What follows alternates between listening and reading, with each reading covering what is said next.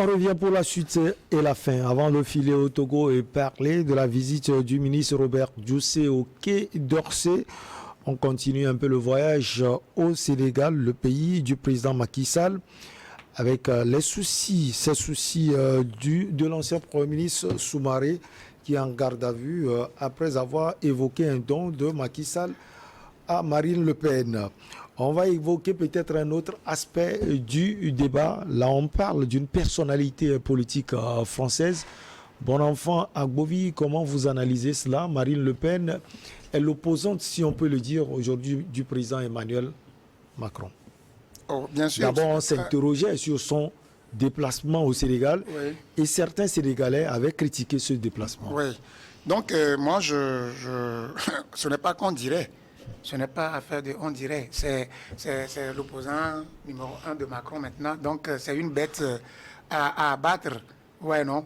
Donc, j'aimerais rebondir sur l'analyse de mon confrère qui avait parlé des relations entre Macky Sall et Macron. Et que si Macron aurait appris que Marine Le Pen, qui est son opposant numéro 1, aurait bénéficié de 12 millions d'euros entre-temps, que le torchon pourrait brûler entre le président Macky Sall et Macron. Bon, moi, c'est pas évident, on veut le dire. Non, mais moi, je vois la chose d'une autre manière. Vous savez, Macky Sall a le droit de faire des enveloppes à qui il veut. Ça dépend de la direction de sa politique. Ça, d'accord. Maintenant, pourquoi Macron serait contre Macky Sall? Parce que Marine Le Pen aurait gagné quelque chose. C'est la même chose qui s'est passée en Libye, c'est ça, non? Et quand Sarkozy avait tout fait pour prendre tout de Kadhafi, et après il dit que non, je n'ai rien pris. Et les affaires sont parce que jusqu'à présent, c'est vérifié. Les enfants, même ont sorti, les enfants de Kadhafi ont sorti des documents attestant qu'il y avait eu des transactions. Non, ce sont des proches de Kadhafi. Bon, ce n'est pas le sujet principal. Ce sont des proches de Kadhafi qui l'avaient aussi dit. Je suis en train de donner un exemple. Le fils, le beau-frère, le cousin. Je suis en train de donner un exemple que, habituellement, même avant qu'un président africain ne soit sur le fauteuil présidentiel, il y a l'assistance des Blancs. Avant que les Blancs aussi ne soient dans leur fauteuil présidentiel là-bas, ils ont des aides de quelques présidents africains.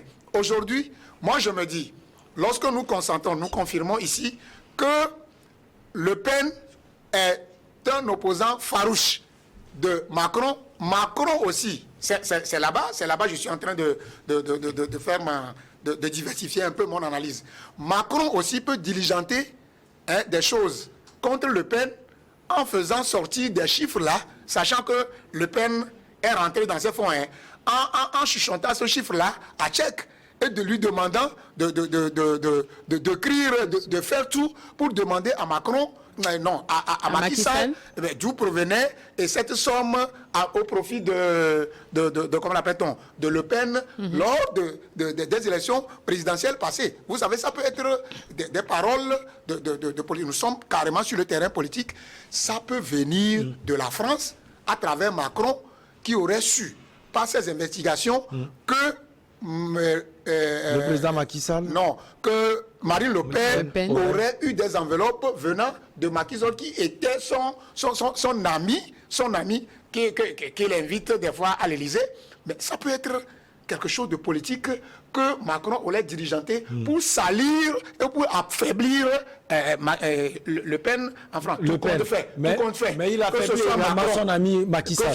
Que ce soit Macron, que ce soit Marie Le Pen, si vraiment Macky Sall a fait une enveloppe, il a le droit de donner à qui il veut. Même si c'est Macron, ça n'arrange pas l'Afrique. Si c'est Le Pen, 7 milliards, ça n'arrange pas les Sénégalais. Ça peut construire des routes comme l'homme politique. Vous avez écouté tout à l'heure l'analyse, sauf qu'en le faisant aussi, le président, peut-être Macron, je dis, va aller déstabiliser également son ami Macky Sall. Oui, en fait, c'est lui qui parlait Macron qui donne information à Tchèque pour déstabiliser. Il pourrait. Je n'ai pas dit là, je n'ai pas dit là, il pourrait. Il pourrait. Nous sommes sur le terrain politique. C'est les mots qui font qu'il y a des déchirure entre Tunisie et les pays. Donc, il faut dire ce que j'ai dit. Qu'il pourrait. Voilà. Donc, bon, de toute façon, que ce soit l'un ou l'autre, nous disons tout simplement que aujourd'hui, les pays ont quand même un certain nombre de relations, ainsi que les hommes. Donc, effectivement, le président Macky Sall, qui est un habitué de l'Élysée, on suppose tout simplement que c'est son ami qui est Macron. Et donc, aujourd'hui, il y a un certain nombre de choses que on pouvait dire tout simplement que Macron pouvait protéger son ami pour que son ami quand même puisse quand même bénéficier de ce troisième mandat que certains pensent que légalement il peut le faire ou que d'autres pensent qu'il ne peut pas le faire.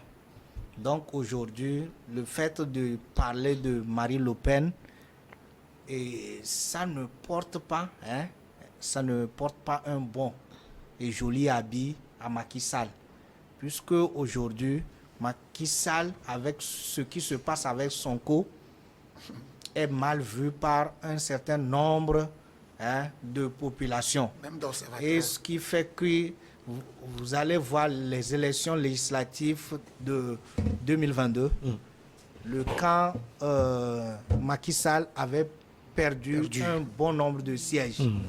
Et la majorité... Ça, c'est l'équilibre maintenant au niveau de l'Assemblée. La majorité, c'est avec des gymnastiques que le parti au pouvoir a pu dégager une majorité. Et d'ailleurs, ça a fait même que celle qui était pressentie, présidente de l'Assemblée... Vous voulez parler de Madame Touré. Tout ce qui s'était passé donne aujourd'hui, ou bien guide le pas de Macky Sall aujourd'hui d'être prudent. Parce que les choses peuvent basculer à tout moment. Et vous allez voir que même, que ce soit France 24 ou RFI, Sonko a changé de ton. L'autre fois, je crois que ça doit être une de ses interventions en novembre, décembre, il disait « Je ne suis pas contre la France. Je ne suis pas contre la France. » Sinon, il ne peut pas être président. Il peut être président. Il ne le peut pas. Mais... Quel que soit le cas, c'est la France qui met les gens sur le fauteuil présidentiel. Ce n'est pas peut-être, je le dis, toi tu es un politique, tu sais, ok, tu te mets sur ça. Là, tu dis aussi que les Africains ne votent pas. Pardon? Les Africains votent. Mais les Africains votent. Et choisissent. Mais vous savez, il y a les conclaves, non? Il y a les conclaves. Sinon, vous savez ce qui s'est passé en RDC, non? Est-ce que c'est Tshisekedi qui avait gagné? Moi, je suis togolais. En 2020, j'ai vu combien de fois les Togolais ont porté le chef de l'État au pouvoir. Je ne maîtrise pas d'autres choses. Alors, bon enfant, cette question, il y a quelqu'un aussi derrière pour le Togo? Pour le Togo? Non. Pour le Togo. Comme vous supposez que c'est la France qui Non, au fait, aujourd'hui, nous sommes dans le cas du Sénégal, qui doit être cité comme un modèle démocratique en Afrique. Si notre modèle démocratique en Afrique, des choses comme ça se passent, mais je ne sais pas comment, vous comprenez. Mais aujourd'hui, je me réjouis. Je me réjouis, ça fait près de 2-3 fois que les élections se sont passées sur notre territoire togolais, mais paisiblement. Donc aujourd'hui, je cite mon pays comme référence. Et il n'y a pas la France derrière. Non, donc moi, je me dis tout simplement que avec ce qui se passe avec Sonko, il va falloir faire extrêmement attention si le camp Sall, même si lui-même ne va pas se présenter, il est aussi évident que quelqu'un de son camp va se présenter. Ils sont partis. Donc, le camp Macky Sall doit faire extrêmement attention par rapport à un certain nombre de choses. Ce à quoi on a convoqué Macky Sall le mois passé, c'est par rapport à une accusation. Un ministre qui a mal géré un fonds. Un fonds, oui. Aujourd'hui, c'est le patron même qui est accusé de donner un cadeau. Un cadeau qui forcément ne va pas provenir de sa poche, mais provenir du trésor sénégalais pour un montant de plus de 7 milliards. C'est très, très, très sensible pour que le président laisse ce cas-là. Et donc, c'est normal que le président puisse se défendre. Et puis sévir. Et oui, Éventuellement. et c'est normal. C'est la justice qui va faire son travail et on verra. Et d'ailleurs, même si les gens peut-être le qualifient d'officine du pouvoir, ce qui est sûr, c'est que c'est assez gravissime. Ce que l'ancien Premier ministre a dit. Exactement. Juste, la justice va vérifier. Vous voulez ajouter quelque chose où on file au Togo? On file au Togo parce que là, tout ce qui se passe est purement politique et nos confrères ont déjà tout dit. Effectivement. Même le Togo, le sujet du Togo est également politique. Vous prenez la parole. Mary Saka, le ministre des Affaires étrangères du Togo, il s'appelle Robert Djoussé. Il s'est entretenu jeudi à Paris avec son homologue Catherine Colonna. Un échange fructueux avec Robert Djoussé sur les perspectives du partenariat entre la France et le Togo, la situation régionale et les engagements de la France en Afrique de l'Ouest, a indiqué la ministre. Alors, une visite finalement fructueuse. On va parler de l'Afrique, de l'Ouest, les questions régionales, de terrorisme. Oui, une visite fructueuse, on va dire, parce que lorsque vous avez un allié, c'est normal de lui rendre visite afin de peaufiner tout ce qui est organisation, voir un peu les coopérations qui sont liées à votre, on va dire, alliance. Donc, on pense que c'est ce qui a été fait par l'homologue, on va dire, par la personnalité du Togo. Voilà, et donc... Robert Djoussé. Oui, Robert Djoussé. Bon, donc, il n'y a pas... Si c'est Madame Kandia Camara, vous pouvez vite dire cela. Donc, je comprends. oui. Donc, rien à ajouter. Non, rien à ajouter. Je veux dire, il n'y a pas vraiment le feu, en fait. Voilà, c'est normal. Mon enfant Bovi, le Togo qui va vers la France, ça c'est traditionnel. Ce sont des relations traditionnelles aujourd'hui, même si on parle de partenariat, de diversification de partenariat. Bien, au fait, moi, je suis toujours serein dans le dossier Togo.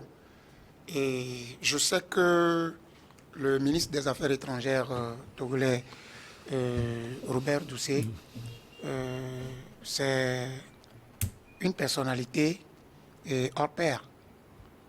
Lorsqu'il sort pour aller à quelque part, il revient toujours. D'ailleurs, il ne sort pas parce qu'il faut sortir, mais quand il sort, il revient toujours avec quelque chose. Donc, je crois que Togo, c'est traditionnel. C'est des pays pratiquement frères. Et lorsque certains laissent, mais certains peuvent prendre. Il n'y a pas de problème. Les allégations qui sont là, Mali, France, Burkina, France, Guinée-Bissau, ou bien Conakry, etc.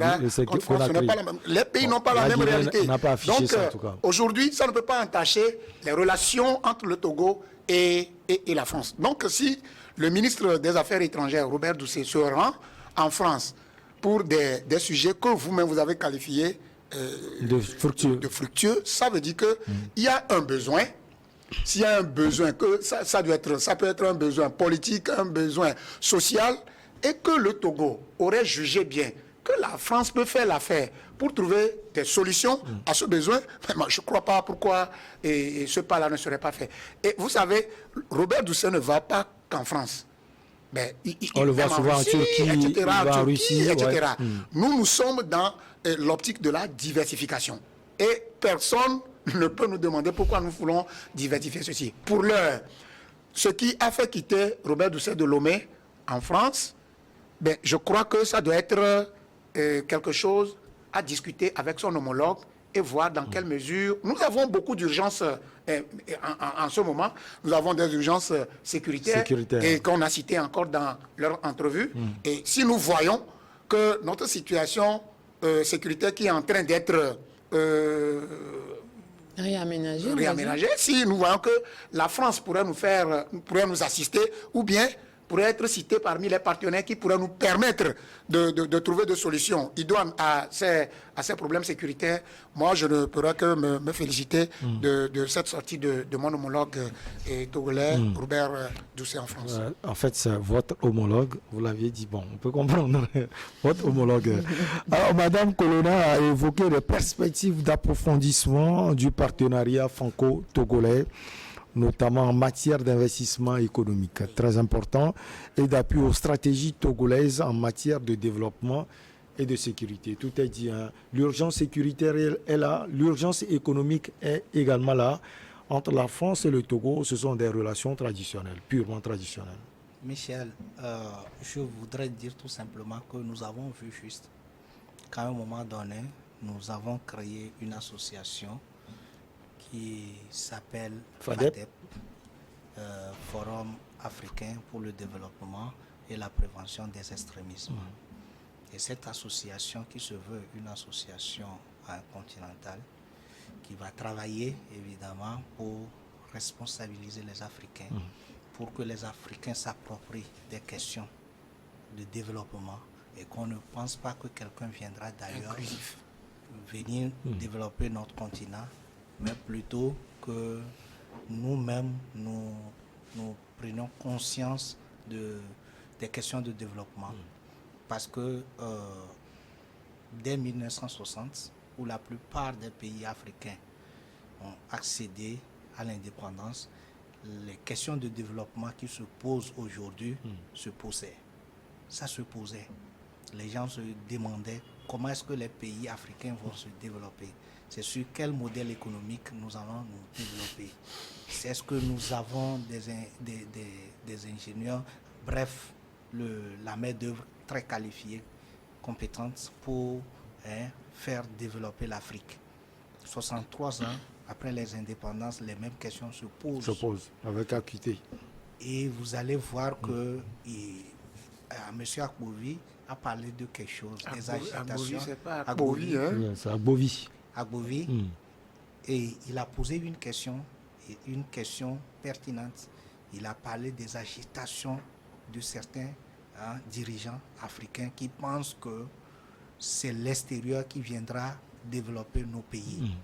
Donc nous disons non, on se leurre, que plutôt c'est à nous-mêmes de prendre à bras le corps les questions de développement et éviter tout dérapage, tout ce qui est extrémisme, et de les éviter. Qu'est-ce que je voudrais dire?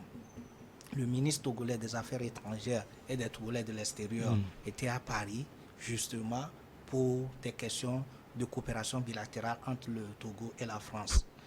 C'est normal, comme tout un pays, nous ne vivons pas en autarcie, nous vivons en concert avec les autres pays et nous évaluons et nous vérifions, nous évaluons les relations que nous avons avec ces pays-là pour voir ce qui doit être fait ou bien ce qui a été prévu, ce qui se fait et ce qui doit être fait, ce qui doit être modifié dans ce qu'on fait déjà. Et donc c'est normal qu'aujourd'hui, qu'on puisse retrouver comment vous l'appelez, le pays frère qui est la France. Et là, on discute des questions de développement et de coopération. C'est tout à fait normal. Maintenant, il va falloir que les gens peut-être ne l'interprètent pas comme d'autres pouvaient l'interpréter, puisque le Togo joue... Ça fait leur problème. Le Togo joue un rôle important dans tout ce qui se passe dans la sous-région. Même dans les... comment vous l'appelez? Dans les décrispations des différentes crises, et qui se posent dans la sous-région, même dans la région, c'est-à-dire au niveau africain. Et là, on ne peut même pas aller au-delà de ça parce que le Togo fait énormément. Et vous savez, la France qui était, et qui est toujours, je ne peux même pas contredire, le premier partenaire des pays africains, surtout francophones. Et il est aussi présent pour des questions de développement. Parce qu'il faut distinguer un partenaire qui est dans le développement économique et un partenaire qui est dans le financement de tout ce qui est dans les questions militaires. Il faut les distinguer. Parce que nos solutions, que ce soit pour le djihadisme ou l'extrémisme, ne sont pas que militaires. Il y a des questions d'ordre économique et social. Et donc la France étant un partenaire traditionnel qui intervient sur nos continents, il va falloir à un moment donné l'approcher pour voir dans quelle mesure les coopérations doivent être faites pour que ce soit une coopération gagnant-gagnant et une coopération qui respecte quand même les fondamentaux et aussi le calendrier ou bien les prévisions des Africains. Donc, je pense que, bon, pour m'arrêter là-bas pour le moment, et comme tu es pressé, non, pas trop pressé. J'ai vu que la dame aussi parle. Alors, Madame Mary Saka, le Togo, à la différence, quand on voit la différence par rapport à d'autres pays de la sous-région, je ne vais pas les citer, le Togo est en train de diversifier ses partenariats. Le ministre Doucet, les autres l'ont dit tout à l'heure, on le voit souvent à Istanbul, on le voit à Moscou, on le voit aux États-Unis. Cette fois-ci, il était en France. Parce qu'à l'heure actuelle où le terrorisme frappe aux portes du Togo, il urge d'aller en France également pour pouvoir peut-être avoir l'expertise de la France et sur d'autres questions également. Alors, la démarche de monsieur Robert Doucet, voilà. Et moi, je pense qu'en fonction du développement du Togo, c'est-à-dire qu'aujourd'hui, le Togo s'est lancé dans une politique de développement dans plusieurs départements du Togo. Et quand on dirige un pays, on pense à plusieurs aspects qui peuvent aider la population à vivre dans de meilleures conditions. Et si ils se mettent dans cet état d'idée, dans cette optique, c'est normal qu'ils aillent voir. Certainement, ils ont pesé les pour et les contre. Et ils ont vu qu'aujourd'hui, c'est la France qui pouvait les aider en ce qui concerne ce développement.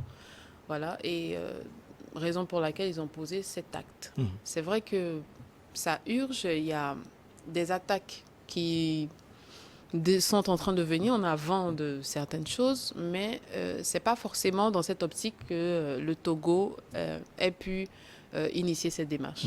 Voilà. Ouais, bon enfant, Agbovi, sur les questions économiques, on le voit, la France est toujours présente.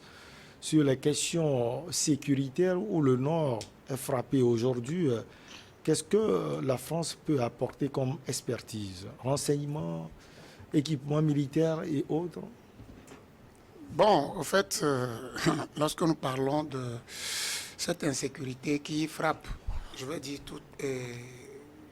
toute la sous-région, la plupart des pays de la sous-région, j'ai dit que c'est comme un adage africain qui dit que lorsqu'on lance une pierre en l'air, ça dit que tu vas essayer de protéger ta tête avant de voir protéger pour l'autre. Donc nous, je l'ai dit tout à l'heure dans mon intervention que avant que notre ministre des Affaires étrangères ne s'envole pour la France, ça dit qu'il y a des choses qu'il a déjà notées ici. Effectivement. Et qui urgent voir la France, qui est un partenaire de toujours.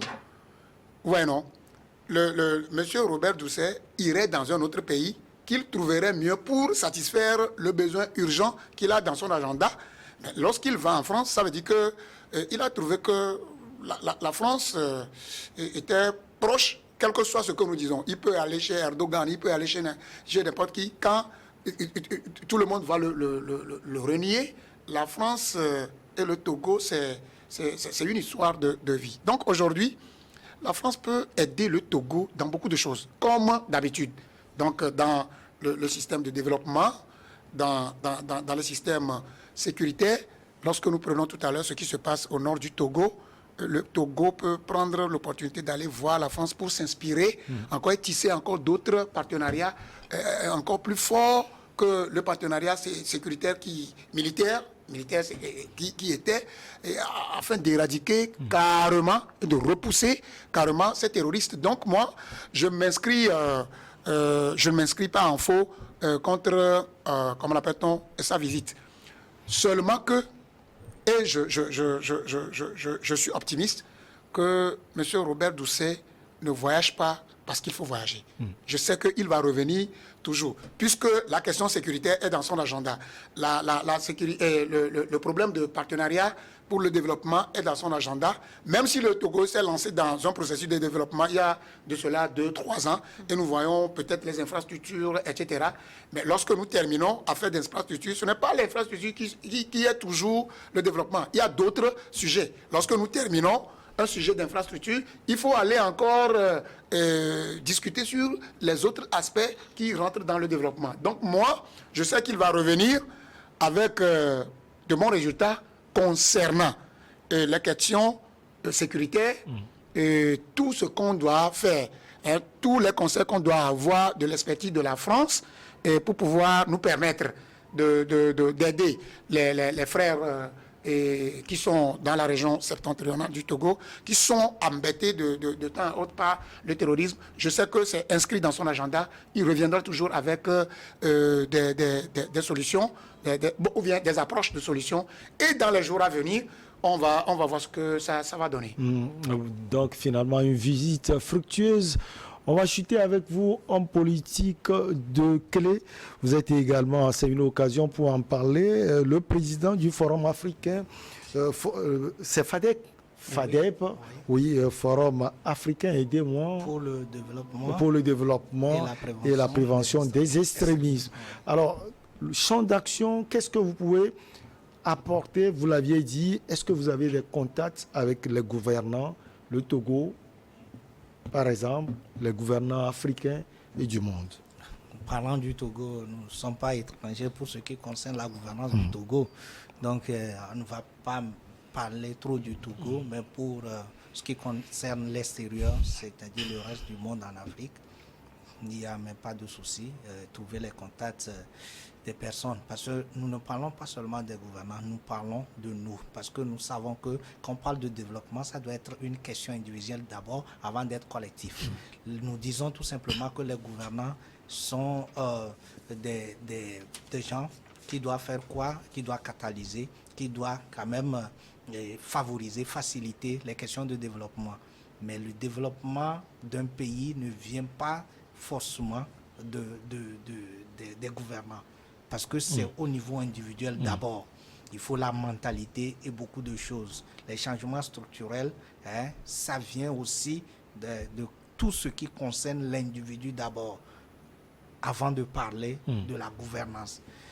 Donc aujourd'hui, quand nous réjouissons par rapport à un certain nombre de choses, parce qu'un pays ou bien un continent ne peut pas se développer sur les émotions, sur les agitations. Il faut du concret. Il faut savoir que nous sommes aujourd'hui dans un monde où il y a une concurrence. Il y a l'intérêt qui gouverne les pas, même des partenaires. Les partenaires ne viendront pas s'ils ne trouvent pas d'intérêt.